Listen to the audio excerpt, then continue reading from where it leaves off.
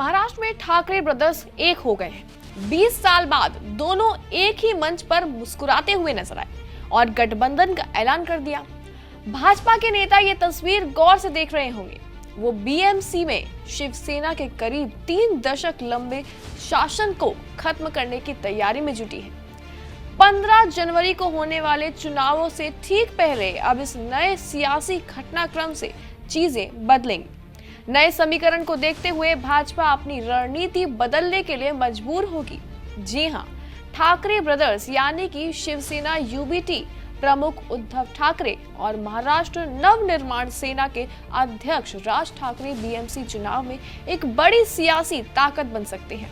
वो बात अलग है कि भाजपा ऐसा दिखा रही है जैसे उसे कोई फर्क नहीं पड़ता, जबकि सच्चाई कुछ और ही है। नमस्कार, मैं कनिष्का मिश्रा, स्वागत है आपका जी मीडिया के इस डिजिटल प्लेटफॉर्म पर। महाराष्ट्र के मुख्यमंत्री देवेंद्र फडणवीस ने ठाकरे भाइयों की एक होने को तवज्जो नहीं दी। मीडिया रिपोर्ट्स के मुताबिक भाजपा के कुछ अंदरूनी सूत्रों ने बताया कि पार्टी की कोर कमेटी शिवसेना यूबीटी और मनसे गठबंधन से निपटने के लिए काउंटर रणनीति पर काम कर रही है। ठाकरे भाइयों ने मराठी मानुष के मुद्दों को उठाने का वादा किया है। ऐसे में भाजपा के लोग मान रहे हैं कि हाल के स्थानीय निकाय चुनावों में पार्टी के मजबूत प्रदर्शन के बावजूद बीएमसी चुनाव आसान नहीं होंगे। हाल के चुनावों में भाजपा की अगुवाई वाले महायुति गठबंधन ने 288 स्थानीय निकायों में से 207 पर जीत हासिल की, जबकि कांग्रेस और शिवसेना ने क्रमशः 28 और 9 सीटें ही जीती। बीजेपी की एक नेता ने बताया था कि जब भी नए गठबंधन बनते हैं तो उनका कुछ असर होना पक्का रहता है। ठाकरे भाइयों के एक बार फिर से साथ आने पर कार्यकर्ताओं में उत्साह पैदा होगा।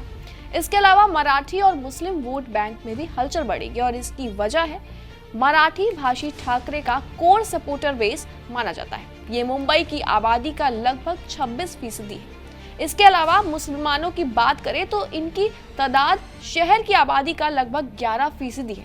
ये आमतौर पर बीजेपी के खिलाफ ही वोट देते हैं। इसके बाद भाजपा के लिए चिंता का एक और कारण है। दरअसल करीब 11% दलित आबादी का एक हिस्सा भाजपा के साथ नहीं माना जा रहा है। नवंबर 2024 के राज्य विधानसभा चुनावों में शिवसेना को तगड़ा झटका लगा था। मनसे भी अपने अस्तित्व के लिए लड़ती थी। अब उद्धव और राज मिलकर एक ऐसी राजनीतिक ताकत का निर्माण कर रहे हैं जिसे नजरअंदाज नहीं किया जा सकता। विधानसभा चुनावों के वार्ड वॉर ब्रेकअप से पता चलता है कि शहर के 227 बीएमसी वार्डों में से 67 में करीब 30% पर मनसे को जीत के अंतर से ज्यादा वोट मिले थे। कांग्रेस का विपक्षी गठबंधन महाविकास अघाड़ी 39 वार्डों में आगे था। महायुति 28 वार्डों से आगे थी। उद्धव और राज के गठबंधन से अब ये न केवल 39 वार्डों में अपनी स्थिति मजबूत कर सकते हैं, हालांकि इसके बावजूद उनके वार्डों में जीत हासिल कर सकते हैं। जहां सत्ताधारी गठबंधन आगे था, मनसे की ताकत वर्ली, दादर, माहिम, घाटकोपर, विक्रोली, दिंडोशी, मलाड तक फैली मराठी बेल्ट में है, जहां उसके उम्मीदवारों को एमवीए उम्मीदवारों को मिले वोटों को 1/3 से आधा वोट मिला था। मनसे ने 123 वार्डों को प्रभावित किया था। भले ही उसका वोट शेयर कम हो, पर यह मुंबई के राजनीतिक भूगोल में उसके दबदबे को दिखाता है। दरअसल 2024 के विधानसभा चुनावों में 25 सीटों से 4% उद्धव के लिए ये गणित एक ऐसी रणनीति में तब्दील हो सकता है जहां कुछ 100 वोट भी एक वार्ड का फैसला कर सकते हैं। भले ही एमएनएस विधानसभा और लोकसभा चुनावों में इतना बड़ा फैक्टर ना हो, लेकिन सभी जानते हैं कि उनके वोट बैंक ओवरलैप होते हैं। ऐसे में एमएनएस के साथ गठबंधन वोटों के ट्रांसफर को सुनिश्चित करेगा। इससे बिखरे हुए मराठी मतदाताओं को एक साथ लाया जा सकता है। ठाकरे का गठबंधन भाजपा को अपने सहयोगी एकनाथ शिंदे के शिवसेना पर ज्यादा निर्भर रहने के लिए मजबूर कर सकता है। खासकर बीएमसी, ठाणे, कल्याण, डोंबिवली, नासिक, पुणे और नवी मुंबई जैसी नगर निगमों में जहां मराठी बोलने वाली आबादी ज्यादा है। उद्धव और राज भले ही अलग अलग पार्टियों का नेतृत्व करते हों, गैर मराठी बोलने वालों तक पहुंचने की कोशिश करते दिखते हों, पर अपनी राजनीति के केंद्र में मराठी मानुष को ही रखते हैं। ये वही मुद्दा है जिसका इस्तेमाल बाल ठाकरे ने 1966 में शिवसेना की स्थापना के लिए किया था। प्रेस कॉन्फ्रेंस में उद्धव ने भी इसे दोहराया था। जी हाँ, ये भारत मिलाप कांग्रेस को अच्छा नहीं लग रहा है। कांग्रेस के नेता मनसे अध्यक्ष राज ठाकरे को कट्टर हिंदुत्व के चेहरे के तौर पर गठबंधन में शामिल करने के पक्ष में नहीं थे।